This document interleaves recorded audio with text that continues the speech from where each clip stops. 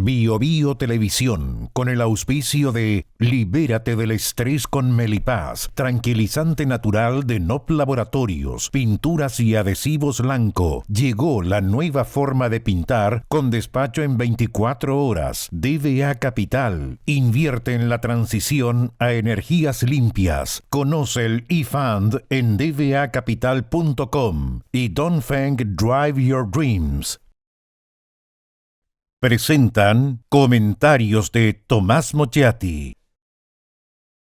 ¿Andas acelerado? ¿Te sientes más irritable y alterado? ¿Te cuesta dormir bien? Tranquilízate naturalmente con Melipaz, que calma la ansiedad, relaja y reduce el estrés. Libérate del estrés con Melipaz. Pídelo en todas las farmacias del país.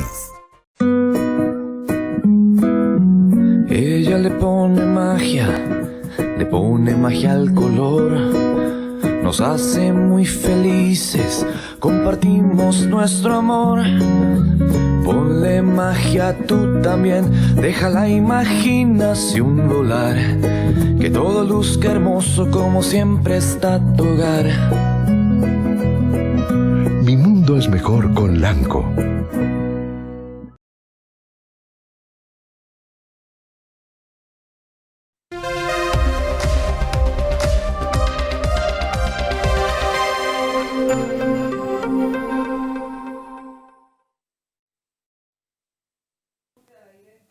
Esta es la semana en que el gobierno perdió totalmente el control de la agenda.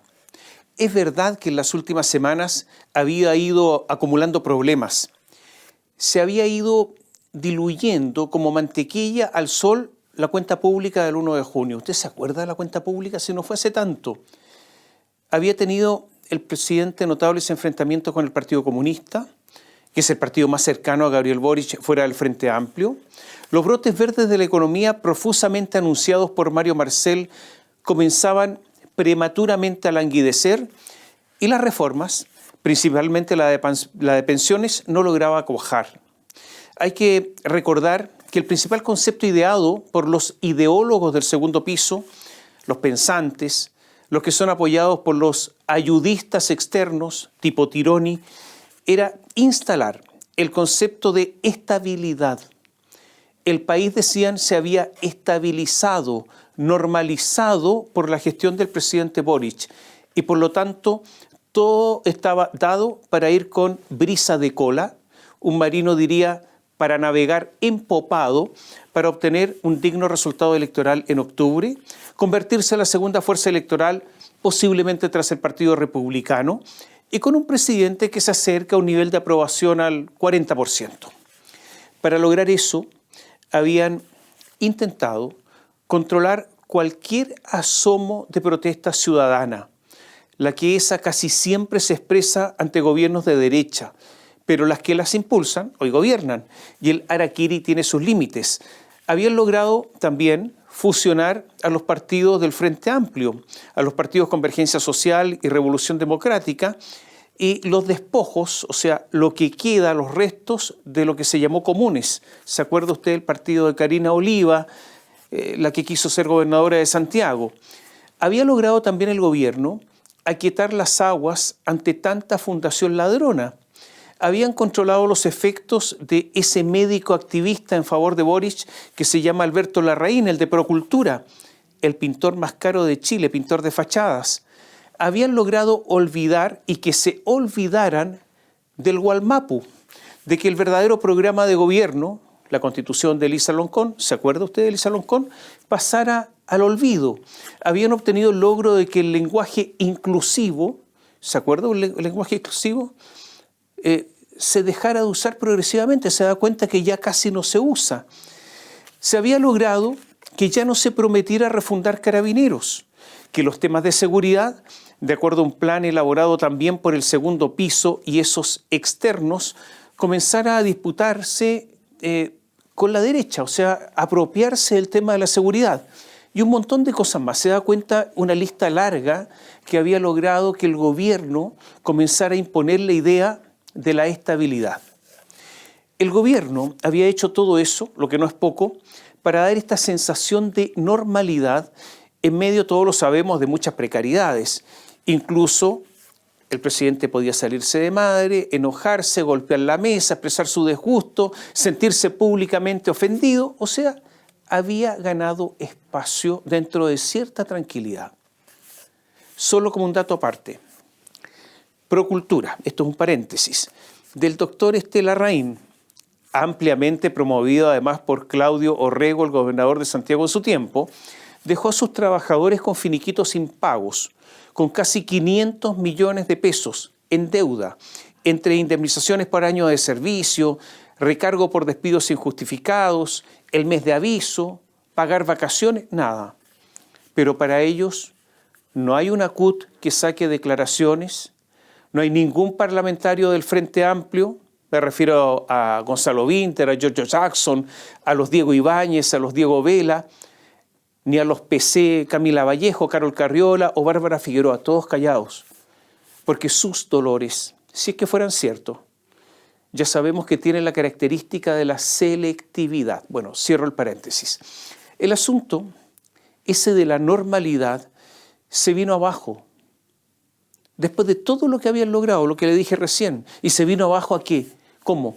A punta de balazos. Como en el oeste norteamericano, se derrumbó en medio de sangre y muertos, de acribillados, de ejecutados, de la violencia. Porque no hay nada más contrario a eso, la estabilidad, la normalidad que intentaba presentar, que los muertos, los asesinados. No nos engañemos. La tranquilidad, la normalidad era aparente. Perdón por usar el ejemplo de nuevo. Está la gente, esa gente que idea, que elabora todo esto. Y está el presidente, que se parece a ese hombre que creó Jerzy Kosinski en su obra Desde el Jardín, cuyo mundo está inmerso en la irrealidad, que en base a decir cosas generales parecen no generales, sino que enigmáticas, y los demás las creen inteligentes, justamente porque esa inconcebible simpleza ante lo complejo sea solo eso, simpleza, por lo que se busca una interpretación, porque no le creen, de genialidad, una interpretación metafórica, pero esa interpretación no existe. Hay que decir que el personaje del libro, que es el señor Chance, personaje de esa obra, llega hasta las más altas esferas. Cualquier comparación la hace usted. La delincuencia en el país viene hace rato.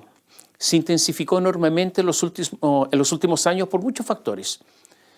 La opción ideológica de algunos de estimar que los delincuentes son tan víctimas como los que masacran, una mirada que solo auguraba un desborde, la pandemia, la inmigración, porque los que son delincuentes, si bien en la inmigración son minoría, pero son tantos los que entraron que esa minoría es mucha, porque se importó una delincuencia organizada, porque ahora hay una cultura delincuencial, porque no hay controles fronterizos, porque no hay controles en los puertos ni en las aduanas, porque la Fiscalía además ha fracasado, porque los tribunales muchos han sido laxos, porque vértices policiales se corrompieron. Podríamos seguir la lista de por qué estamos metidos en el lío en que estamos. Delitos de los que se conocía poco en Chile ahora son comunes. La extorsión, las torturas, el tormento aplicado para lograr algo, el secuestro, el sicariato. Lo hemos dicho otras veces, mandar a matar en Chile es barato. Sabe que está en las listas de precios y si desea algo más sofisticado, usted puede contratar a un sicario, a un asesino en el extranjero que entra por un paso clandestino que a la chilena eufemísticamente se llama no habilitado, mata y luego se va por el mismo paso clandestinamente, o sea, nunca estuvo en Chile. Estamos repletos de asesinatos no resueltos. Más fácil. En Chile el crimen perfecto existe. Hay que agregar a esto que estamos en el primer lugar en el consumo de droga en América Latina, por lo que nuestro mercado interno es extraordinario. Y todo esto ayudado por lo que llaman algunos líderes de opinión o parlamentarios que han logrado inculcar que consumir droga es algo normal. No habrá combate real de drogas si policías, fiscales, jueces, ministros, presidentes no aclaran con pruebas que no son consumidores. Porque un ladrón no persigue a otro ladrón y un consumidor no persigue al que le vende la droga. Es obvio. El crimen organizado está instalado en Chile. Son organizaciones, además, con gente inteligente. Y yo tengo la sensación de que son más inteligentes que nuestros policías. Un libro recién aparecido de Pablo Ceballos, que se llama Un virus entre las sombras, la expansión del crimen organizado en Chile, relata el poder corruptor de las organizaciones criminales, de la policía, de la política, o sea, la política, la justicia, los fiscales, el sistema penitenciario, los mercados financieros y las estructuras sociales. Eso es lo que corrompe. Y ya se sabe de casos de corrupción en el Ministerio Público y en el Poder Judicial. Este libro, Pablo Ceballos, habla del control territorial que ejercen el crimen organizado, de la marca que ostentan, y una marca tan fuerte que puede ser franquiciada, o sea, le dicen algunos que no siendo del Tren de Aragua, digan ustedes que son del Tren de Aragua, les van a tener miedo, pero ustedes nos pagan a nosotros por el uso de la marca. Y todo esto a cambio de porcentaje de las ganancias. Crimen organizado que se basa en la violencia, en los liderazgos de mentes preparadas y astutas para llegar a tener un enorme poder negociador. Incluso un poder negociador con los estados. En Italia, antiguamente y hace no tantos años, son conocidas las negociaciones que hubo entre el Estado italiano y la mafia. Y ahora me permito hacer otro paréntesis. Vamos a El Salvador, año 2012. Nayib Bukele tenía 31 años y en ese momento se transforma en alcalde de una pequeña localidad del distrito de Nuevo Cuscatlán, una localidad que está a 13 kilómetros de San Salvador, que es la capital. En ese tiempo, Nayib Bukele era de izquierda, pertenecía al Frente Farabundo Martí para la Liberación Nacional. Poco después llegó a ser alcalde de la capital, San Salvador, y luego llegó a la presidencia. En 2015, en El Salvador, los homicidios alcanzaban a los 106,3 por cada 100.000 habitantes, una locura. En 2023, de 106,3 se bajó a solo 2,4. Pero ¿es que esto fue solo mano dura? Hay evidencia que indica que Nayib Bukele negoció con las maras, con las organizaciones criminales. Hoy, la Fiscalía de Nueva York está acusando a 27 líderes de la Mara Salvatrucha y asegura que negociaron con el gobierno de Nayib Bukele y llegaron a acuerdos, entre otras cosas para no ser extraditados del país. Este acuerdo se rompió, pero demuestra que tanto en El Salvador como alguna vez en Italia, el crimen organizado es capaz de negociar con el gobierno como si fueran iguales. Hace rato que en Chile se matan policías. Es hace rato que aparecen personas asesinadas en las calles, que hay balaceras, que hay sicariato, que comúnmente son calificadas como estas balaceras como ajustes de cuenta. Hay personas baleadas en auto y todo esto lo hemos normalizado. El fiscal Ángel Valencia había advertido que entre 2022 y 2023 había un alza del 20% de los homicidios de niños. El primer trimestre de este año, los homicidios consumados y frustrados habían aumentado en un 22%, pero si usted se va a la jurisdicción metropolitana sur, el aumento fue de un 100% en un año. Primer trimestre de este año comparado con el primer trimestre del año pasado. En lo que va de julio, los asesinatos han aumentado. En los primeros 15 días de julio, los asesinatos aumentaron en un 34,3% en relación a la primera quincena de julio del año pasado. O sea, todo esto es brutal. Todos sabemos, usted lo recordará, lo que pasó en las cercanías de Cañete, en la provincia de Arauco, el ajusticiamiento, porque los ajusticiaron, los ejecutaron, de 3 carabineros, que luego los trasladaron sus cuerpos y los quemaron. Hay algunos avances en la investigación, pero hasta el momento no hay ningún detenido. Hace unos días, todo este andamiaje de decir que estábamos en un país normalizado se tambaleó con el asesinato en Quilicura, en la región metropolitana, de 4 muchachos que estaban en la calle a eso de las 12 de la noche, alrededor de una fogata. No hubo una discusión, no hubo un intercambio de palabras, no hubo un altercado, no hubo nada. Simplemente llegaron unas personas en un auto, miraron. Estuvieron un rato ahí, no le hicieron caso a estos muchachos, el auto se fue y luego apareció. Y aparecieron estos tipos que iban en su interior y empezaron a disparar con armas automáticas. 2 de estos muchachos tenían 16 años, otro tenía 15, otro tenía solo 13. Los atacantes, antes de escapar, retrocedieron con el auto para rematar a uno que había sobrevivido. Y después el auto apareció quemado. Si este hecho ya era difícil para el gobierno, todo se vino abajo en Lampa, de nuevo en la región metropolitana, la madrugada del día martes. En una parcela masacraron a 5 personas, entre ellas una mujer, y dejaron herida a otras 6. Esto fue al mediodía, no en la madrugada, al mediodía de ese día martes feriado.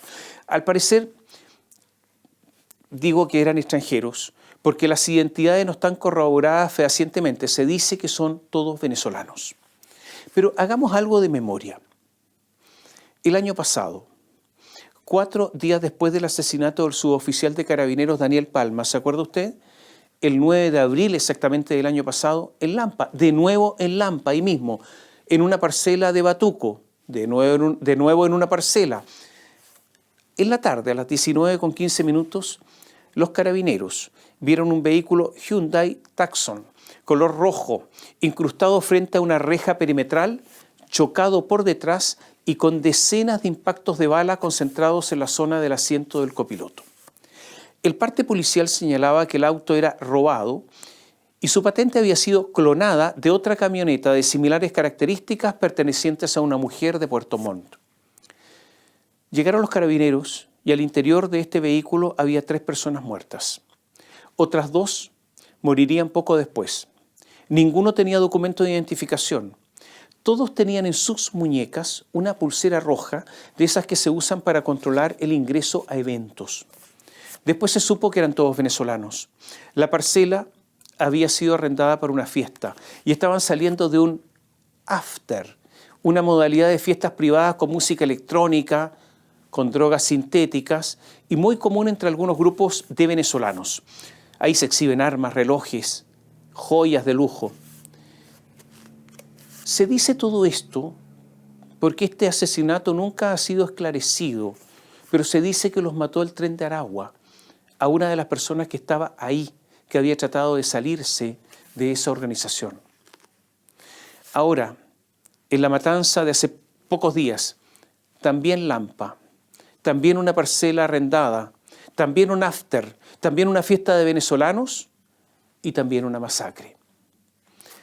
Un día antes del asesinato múltiple, este que les contaba del año pasado, en Quilpué, en el sector del Belloto Norte, un día antes de ese asesinato, la policía encontró en una casa a 4 personas ejecutadas, asesinadas. El hijo de uno de los muertos, de solo 10 años, alertó a la policía. Todas estas cosas se están pasando y nosotros nos olvidamos. Hace pocos días, calle Esperanza con el Boldo, población Manuel Bustos, de la llamada Ciudad Jardín, Viña del Mar. De Jardín le queda poco. En ese lugar, calle Esperanza con el Boldo, en esta población Manuel Bustos, en Viña del Mar, estaba tirado, muerto, un hombre. Tenía 47 impactos de bala, lo destrozaron. Antes se decía eufemísticamente, alegóricamente, lo dejaron como colador. Bueno, ahora eso es así, fue así. Ocurre que le dispararon tantas veces, pero nadie escuchó nada en el barrio, porque nadie quiso escuchar algo. Y no solo eso, estuvo ahí tirado este hombre, el cadáver, entre 6 a 8 horas antes de que llegara la policía. El fin de semana largo en la capital hubo 16 homicidios. Les contaba hace algunos momentos que en el primer trimestre de 2023 habían aumentado los homicidios consumados y frustrados en un 22% respecto al año anterior. Bueno, este primer trimestre hubo un nuevo aumento de otro 22%. Si usted lo compara con el año 2019, o sea, preestallido social, el aumento es casi de un 100%. O sea, la criminalidad está desbocada. Y ahora me permito otro paréntesis. La política tiene sus lógicas, esas que para el ciudadano común son inentendibles, ininteligibles.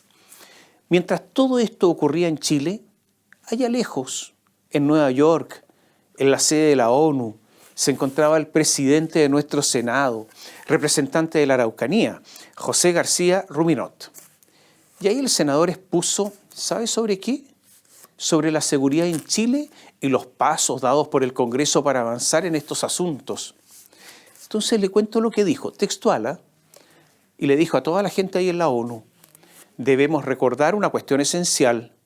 El Estado tiene como deber originario entregar seguridad a sus ciudadanos. Y agregó, así muy bien dicho, sin seguridad las personas no confían en las instituciones porque éstas fallan en su primera obligación. Cierro el paréntesis para contarle que en medio de todos estos asesinatos, el presidente del Senado andaba con estos afanes en Estados Unidos para contarles cómo se estaban haciendo las cosas en Chile. ¿Por qué si los muertos se acumulan hace tiempo, se produjo en estos días una especie de derrumbe, una crisis, un tambaleo del gobierno, esos que sufren las personas cuando la inconsciencia los aborda? ¿Qué ocurrió ahora para que el gobierno perdiera totalmente el control de la agenda si se vienen acumulando los muertos hace tiempo? Parece evidente que la brutalidad creciente ha provocado un miedo que ya es ostensible en la ciudadanía. Y el miedo tiene causas, es obvio, pero también despierta reacciones, a veces reacciones irracionales. Ese miedo se manifiesta en cada conversación, en cada momento, y además modifica los hábitos de vida. No es un misterio que tengamos palabras nuevas, léxico nuevo, abordazo, portonazo, parcelazo, turbazo. Y también sabemos que las ciudades se vacían a temprana hora y que los centros cívicos de nuestras ciudades, vaya nombre, centros cívicos, son ahora zonas peligrosas. Pero el remesón se produjo porque se constató a punta de violencia que la pretendida estabilización del país, el eje rector político del gobierno, como le decía recién, no era tal. El gobierno se quedó sin discurso, ese que se lanzó con pompa en la cuenta pública del 1 de junio y que había sido repetido una y otra vez hasta hoy. Recuerden que hace solo unos pocos días, el día lunes, cuando iban 8 muertos, Camila Vallejo, con esa cara impertérrita, con el tono que no es monocorde, pero que ha terminado siéndolo porque las inflexiones son siempre las mismas, o sea, son siempre inflexiones uniformes, dijo que el asunto no es para tanto, porque, comillas, no estamos al nivel que están nuestros países vecinos. Esta declaración de Camila fue el último estertor del concepto de normalidad antes de fenecer. Fue el último intento. Porque esto es lo que ocurrió esta semana, que esto se murió. O sea, la normalidad se murió a punta de muertos. El lunes en la noche, el presidente de la República se fue a una sanguchería en Providencia, de estas sangucherías especializadas en lomitos, mientras los muertos se estaban acumulando. ¿Por qué? Porque es el intento de normalidad. Y el presidente se olvidó que en política tiempo y espacio son una variable que no se deben olvidar. Parece que el presidente está perdiendo el timing, se dijo por ahí. Bueno, y de ahí se produjo la crisis. El presidente, además, en medio de la rebelión, de la ira, yo diría, del Partido Comunista, con la prisión preventiva de Daniel Jadwe, con los síntomas de explosión e implosión del mismo Partido Comunista luego del allanamiento de la radio Villa Francia y un comedor donde encontraron armas y metieron presos a los que ahí estaban. Luego de la absolución del carabinero Sebastián Zamora en el caso Pío IX, el presidente Gabriel Boric había permanecido silente frente a todos estos hechos, callado. Tenía que hablar a cada rato la pobre Carolina Toá, dando la cara, una cara que progresivamente luce machucada a estas alturas, como la del boxeador, como se decía antes, que ha recibido castigo. Y más encima Luis Cordero, el ministro de Justicia, estaba en vacaciones y no volvió pese a la crisis. Cuando hay problemas, y este es otro problema, perdone la tautología, Camila deja de ser vocera porque se esconde. Toá, hay que reconocerlo, o sea, moros y cristianos tendrán que reconocerlo, siempre está. Entonces Carolina Toá anunció más policías y más plata para la fiscalía. Pero a todos eso pareció un disco rayado, más de lo mismo. ¿Cuántas veces en los últimos años se ha anunciado más policías? ¿Y cuánta plata se ha dado a la fiscalía? ¿Y qué ha pasado? Bueno, lo que ha pasado es que la fiscalía lo ha hecho mal, porque ha sido inversamente proporcional el resultado. A más plata, menos éxito en las investigaciones. Entonces tuvo que salir finalmente a hablar el presidente Boric ante esta crisis. El presidente estaba airado, enojado, dolido. Recordemos que fue a Paraguay, no pudo asistir a una actividad nocturna para seguir desde una habitación hotelera lo que estaba ocurriendo en Chile. Volvió y debió anunciar medidas. Comunicó su renuncia a la invitación, a la presencia, con amable compañía, a los Juegos Olímpicos en París. Iba a estar 3 días y medio en la capital francesa. Como diría un francés, très chic. El presidente hizo anuncios, renunció al viaje, hizo anuncios. ¿Qué anuncios hizo como reacción a los muertos que se acumulan? Una fuerza de tarea para la región metropolitana liderada por el nuevo delegado presidencial Gonzalo Durán, con participación de la Fiscalía, la ANI, la Policía, la Gendarmería. Urgencia inmediata, él es el que pone la urgencia inmediata a los proyectos de ley del sistema de inteligencia y de inteligencia financiera. La creación de una cárcel de alta seguridad y un equipo especial de gendarmería para resguardar a los reclusos de esa cárcel. La verdad es que lo de la fuerza de tarea pareciera más de lo mismo, con otro nombre, porque coordinación entre instituciones se ha hablado hasta la saciedad y policías dedicados también. El proyecto de ley del Fast Track legislativo en materia de seguridad están atrasados varios de ellos porque muchos no tienen los votos del oficialismo, del Frente Amplio específicamente y del Partido Comunista y no solo de la oposición. Y lo de la cárcel de alta seguridad. A ver, hace poco se inauguró una cárcel de alta seguridad que se llama Repas, con una capacidad para 300 reos, con 300 celdas. Reitero, una cárcel que está nueva, que cuenta con tecnología en la que se invirtieron muchos recursos. Hasta hace poco estaba mínimamente ocupado, con solo 50 reos, casi todos extranjeros. Esos reos, durante días, hace poco, estuvieron destruyendo el mobiliario, los baños y otros lugares sin que pudieran ser dominados por gendarmería. Y finalmente lo que hicieron fue trasladar a la mitad a cárceles menos resguardadas, que es lo que creo que querían. Por lo tanto, ese lugar, cárcel de alta seguridad, con cupo para 300, se quedó con unos 27, 28 por ahí. Está bien construir nuevas cárceles, pero algo pasa cuando Gendarmería no es capaz de dominar la mejor cárcel chilena con 50 reos de 300 que pudieron haber estado ahí. Y hubo algo bien complicado. El gobierno decidió anunciar medidas esta semana que fueran impactantes y la verdad es que en el gobierno no encontraban nada a qué echar mano. Por eso fue muy desolador. Porque anunciar poner urgencia a un par de leyes no es muy novedoso. Y lo de la cárcel, bueno, resulta que en la cuenta pública del 1 de junio se había anunciado que el segundo semestre de este año se informaría de un plan de infraestructura penitenciaria. O sea, ¿qué es lo que se hizo? Adelantar una parte de ese plan, nada más. El Partido Socialista, a través de su presidenta, la senadora Paulina Bodanovich, y los otros senadores, colegas, compañeros, ¿no? José Miguel Insulza, Juan Luis Castro, Gastón Saavedra, pidieron a Boric decretar estado de sitio en la región metropolitana. Hay que aclarar, eso sí, que el senador José Miguel Insulza se arrepintió después, muchas horas después, y dijo que no, que prefería apurar la ley de infraestructura crítica. Los Insulza es increíble, es notable. Mira, fue ministro del Interior 10 años, fue canciller, senador, y resulta que no es capaz de sostener algo que dijo públicamente y decir que se arrepiente con su experiencia. Algo está mal por ahí.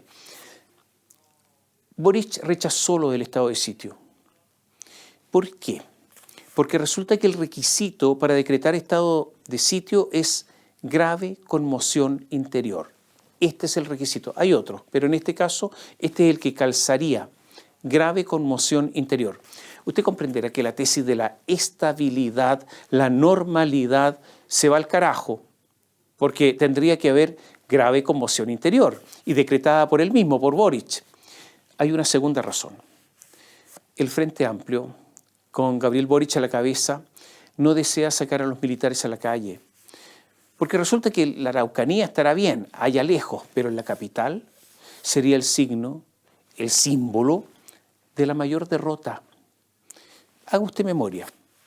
Recuerde, ¿cuánto demoró Michelle Bachelet en sacar a los militares después del terremoto del 2010?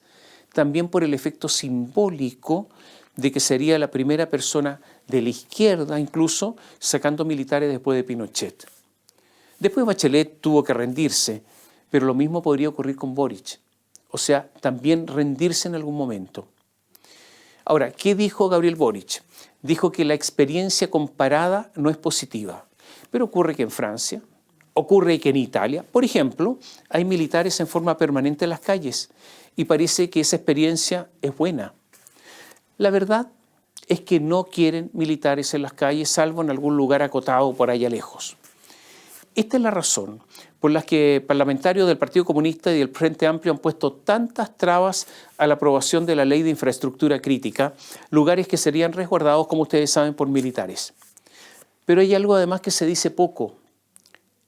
En Chile no hay militares suficientes, hay pocos militares. Incluso ellos mismos, las Fuerzas Armadas, militares, dicen que con lo de la Araucanía y de la frontera norte no dan abasto, que están agotados, que no dan más. Dios nos pille confesados si alguna vez hay guerra con estos militares. Se me olvidaba. En los anuncios hechos a la rápida por el presidente para salvar la situación en materia de seguridad, no hubo ningún anuncio, ninguna información sobre las fronteras y sobre el continuo entrar de inmigrantes en forma ilegal. Estamos a poco más de 3 meses de las elecciones. En el oficialismo aumenta el temor a que la inseguridad los arroje a una gran derrota. Quienes están a cargo de la seguridad son todos del llamado socialismo democrático. ¿Quiénes están a cargo de la seguridad en el país? Estoy hablando de la responsabilidad política. Carolina Toá y Eduardo Vergara, subsecretario de Prevención del Delito. Los dos son PPD. Manuel Monsalve, subsecretario del Interior, socialista. El fracaso es de ellos desde el punto de vista político. Y ocurre que Toá sería, en una de esas, la eventual candidata presidencial de ese sector y se está desgastando de manera brutal. O sea, el socialismo democrático, en el afán de gozar del poder, está pagando un costo altísimo. Ahora, el nerviosismo es tan grande que ha llevado al gobierno a intentar alterar incluso las reglas electorales. Es por eso que el intento de hacer la elección en 2 días transformó ese proyecto que era simple en una especie de monstruo. Incluso la confusión en la moneda se expresó en Camila Vallejo. ¿Qué dijo Camila Vallejo, la vocera? Textual: si bien el derecho a voto existe para las personas extranjeras, no son las llamadas a definir quiénes son las autoridades de nuestro país. O sea, los extranjeros no van a venir a votar y contribuir a definir las autoridades de Chile. Esto, en voz de una persona de izquierda y del Partido Comunista, es impresionante, porque justamente esta declaración podría haberla hecho fácilmente lo que Camila Vallejo llama la ultraderecha. Pero lo dijo Camila, porque las aguas están sumamente revueltas frente a la próxima elección. Quiero reiterar que la delincuencia está desatada y creo que la corrupción está muy extendida. Parece que se necesitan muchas medidas para combatirla. Y sin que esta sea una lista taxativa y sin mayor orden, yo creo que algunas cosas que se deben hacer son las siguientes en materia de seguridad. Hay que cerrar efectivamente las fronteras. A los inmigrantes y al contrabando de toda especie hay que cerrar las fronteras, o sea, no hay que dejarlos entrar. Se usarán drones, militares, policías con amplias facultades. Si es necesario denunciar el tratado de antiminas personales, hay que hacerlo, porque hay una razón. El crimen organizado hoy atenta contra la seguridad nacional. Si un extranjero comete delito, cualquiera que sea, deberá cumplir la pena y luego ser expulsado, sin que haya ninguna circunstancia que impida esta medida de expulsión. O sea, a Chile no se viene a cometer delitos. Toda la carga que pase por los puertos y aduanas terrestres debe ser revisada con escáner. Reitero, toda. Los escáneres además deben ser fijos y no los que se están comprando, que son móviles en camiones, porque a veces los camiones se mueven para que pase la carga y además son muy caros. Se debe intervenir aduanas. Aduana está tomada por sindicatos, que además no son legales, y tienen un régimen de trabajo que no se condice con la labor que deben realizar. Trabajan hasta las 5 de la tarde. Aduana debe tener un departamento interno de control para evitar la corrupción.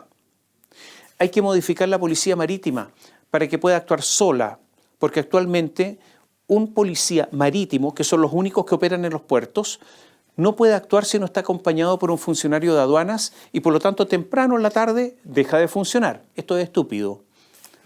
Hay que automatizar totalmente los puertos chilenos, absolutamente. La policía debe tener en línea la declaración de impuestos de cualquier ciudadano. No me estoy refiriendo al secreto bancario, sino a su declaración de impuestos. Si alguien anda en un vehículo cuyo valor no se puede justificar con su declaración de impuestos, se le debe incautar el auto en el acto. Y después esa persona, si puede, podrá demostrar la licitud de esa compra. La policía chilena no tiene capacidad para seguir la ruta del dinero. Los que saben tienen conciencia de que esto es algo patético. Por lo tanto, hay que formar rápidamente una sección de la policía u otra policía, como existe en otros países, especializada en delitos financieros, formada por contadores, por abogados especialistas, por personas que sepan investigar estos ilícitos, que a veces son muy complejos, que entiendan de números, de balances, de movimientos financieros. Hay que abrir fácilmente las cuentas bancarias con una expedita autorización judicial. Hay que hacer una campaña, alguna vez existió, para que cada persona pida la boleta. Así se evita la actividad en negro. Hay que sancionar fuertemente al que no la da, pero también al que no la pide. Hay que perseguir no solo el comercio ambulante, sino a los que abastecen el comercio ambulante. El comercio ambulante es un negocio gigantesco que se debe terminar, pero aquí hay abastecedores que son enormes empresas con bodegas, con distribución, con camiones. Hay que perseguir esas cadenas de distribución. Hay que fiscalizar todas las actividades que permiten lavar dinero, con clausura e incautación inmediata. Hoteles, restaurantes, barberías, ópticas, casinos, por ejemplo. Hay que prohibir los casinos clandestinos y destituir a los alcaldes que les dan patentes. Y hay que copar los barrios, porque se sabe los barrios en que está operando el crimen organizado, o donde está el narco. Esos barrios hay que coparlos. Esto no significa entrar por parte de la policía y luego retirarse, porque eso no sirve. Se deben ocupar estos barrios permanentemente, todo el día, con la policía y con otros servicios. Se debe controlar totalmente la carga que se mueve en el país, en los camiones, totalmente. Hay que perseguir todos los delitos, todos. Hace unos meses se descubrió una verdadera fábrica de facturas falsas, más de 10.000. Yo espero de verdad que esto no se tape. Hay que perseguirlos a todos, porque eso también es una forma de crimen organizado. Hay que hacer controles de identidad y vehiculares intensivos en todos los barrios, cualquiera sea el nivel económico. Hay que hacer control de alcohol y drogas en todos los lugares sin distinción. Me refiero a los conductores. O sea, hay que tener rigor y el cambio se tiene que notar. Y hay que intervenir gendarmería, porque no solo hay una corrupción enorme, sino que hay un cogobierno por parte de las asociaciones, lo que es incompatible con una fuerza armada y jerárquica. O sea, hay que elegir. O están las asociaciones o están estas personas que además tienen pensiones excepcionales. Es una u otra cosa. La cárcel de alta seguridad debe tener un régimen estricto al estilo que se usa para los jefes de la mafia italiana. Hay que cambiar los incentivos del Ministerio Público. Hay que fiscalizar cómo tipifican los delitos. Por ejemplo, los casos de robo los tipifican muchas veces como receptación y la pena es baja. Hay que capacitar fiscales para perseguir organizaciones criminales y tienen que tener incentivos económicos importantes. Naturalmente que están las labores de inteligencia, donde tiene que haber agentes operativos, agentes encubiertos, información compartida y recursos. Hay que sacar a los jueces que son activistas más que jueces. El activismo no forma parte de la labor jurisdiccional. Los jueces, además, deben dejar de protegerse como si fueran una especie de cofradía y además deben respetar la separación de poderes y no dedicarse a implementar políticas públicas y deben ser nominados de acuerdo a sus méritos profesionales. Hay que eliminar de una vez por todas a los operadores judiciales. Yo creo que todo esto es posible. Se pueden hacer muchas cosas más. Se puede y se deben hacer muchas cosas, estas y más. Y reitero, esto se puede. Naturalmente que esto exige elevar el nivel de la política. Hace algunos días, cuando se supo de la absolución del carabinero de 22 años, Sebastián Zamora, en el caso Pío IX, se recordó lo que dijeron Gabriel Boric, Giorgio Jackson y Camila Vallejo, entre otros. Giorgio Jackson dijo que se equivocó ante sus destempladas palabras acusando al carabinero de ser un asesino. No dio excusas. ¿Qué dijo Camila Vallejo? Esto es criminal. Joven de Puente Alto está grave porque un carabinero lo lanzó al Mapocho. Cuánta impunidad en este país, etcétera, etcétera, etcétera. Ocurre que Camila Vallejo se negó a pedir disculpas al ex cabo Sebastián Zamora y afirmó, comillas, que el gobierno tiene un respeto por las instituciones y el resto no corresponde. No corresponde pedir excusas. Dijo también, la arqueología tuitera a veces pierde de vista los roles y contextos. O sea, en el mismo rol, diputada, y en el mismo contexto, ella haría lo mismo. ¿Y para qué decir al hablar de menosprecio de arqueología, ¿no? Que es un menosprecio a la historia y a la memoria? A veces, todos nosotros, yo por lo menos pienso en la larga aventura del hombre. Cuando en algún momento el ser humano, hace miles y miles y miles de años, en algún momento pudo erguirse y tener erguido una mejor visión a la distancia. Cuando, desprovisto de las condiciones físicas, frente a enormes fieras, debía salir a diario a cazar usando su incipiente inteligencia para sobrevivir y comer. ¿Cuándo comenzó a comunicarse con unos pocos sonidos que en un momento se transformaron en una que otra palabra? Y ese ser humano, en esta larga aventura, en algún momento se dio cuenta que tomando una piedra, echando el brazo hacia atrás y luego llevándolo con velocidad hacia adelante y soltando la mano, esta piedra salía despedida y podía ser un arma de ataque o defensa. ¿En qué momento nuestros antepasados pudieron expresar el futuro y por lo tanto un plan o una esperanza?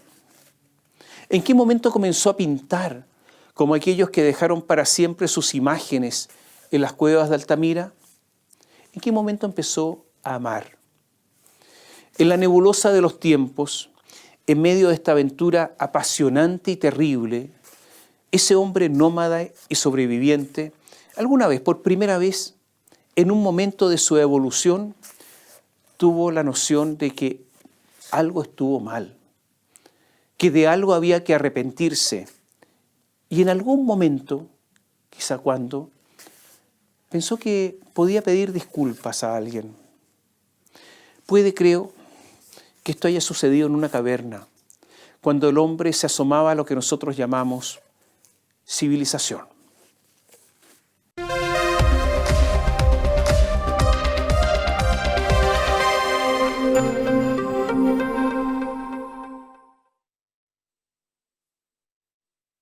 Bio Bio Televisión, con el auspicio de Libérate del estrés con Melipaz, tranquilizante natural de NOP Laboratorios, pinturas y adhesivos Lanco. Llegó la nueva forma de pintar con despacho en 24 horas. DVA Capital, invierte en la transición a energías limpias. Conoce el eFund en dvacapital.com y Dongfeng Drive Your Dreams.